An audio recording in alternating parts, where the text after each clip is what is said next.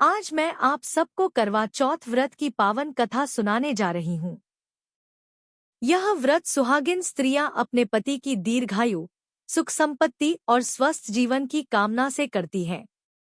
करवा चौथ का व्रत कार्तिक मास की कृष्ण पक्ष की चतुर्थी को रखा जाता है। बहुत समय पहले एक नगर में वीरावती नाम की एक राजा की पुत्री रहती थी। वह अपने 7 भाइयों की इकलौती बहन थी और सबकी बहुत प्यारी थी। जब उसकी शादी हो गई तो पहली बार ससुराल में करवा चौथ का व्रत आया। वीरावती ने भी यह व्रत रखा, लेकिन पूरा दिन भूखी प्यासी रहने के कारण वह बहुत कमजोर हो गई। शाम होने पर जब उसके भाइयों ने देखा कि बहन बहुत परेशान है, तो उन्हें दया आ गई।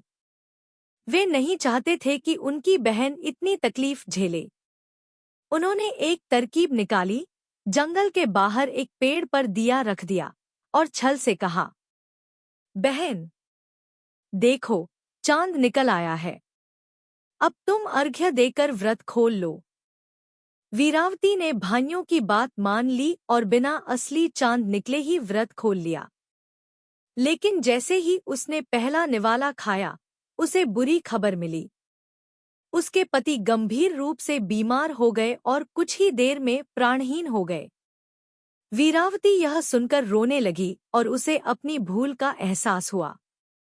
उसने भगवान शिव और माता पार्वती से प्रार्थना की, हे माता, मुझसे बड़ी भूल हो गई, कृपा कर मुझे क्षमा करें। माता पार्वती प्रकट हुई और बोली, वीरावती, तुम्हारे भाइयों के छल के कारण यह दुख तुम्हें मिला है।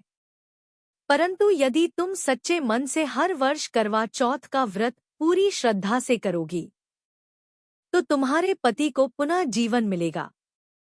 वीरावती ने उसी प्रकार कठोर तप किया और अगले वर्ष फिर व्रत रखा।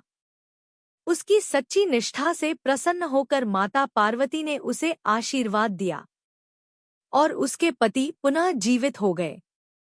तब से हर वर्ष सुहागिन स्त्रियां यह व्रत करती हैं।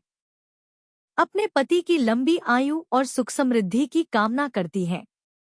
यह व्रत केवल उपवास नहीं, बल्कि प्रेम, त्याग और आस्था का प्रतीक है।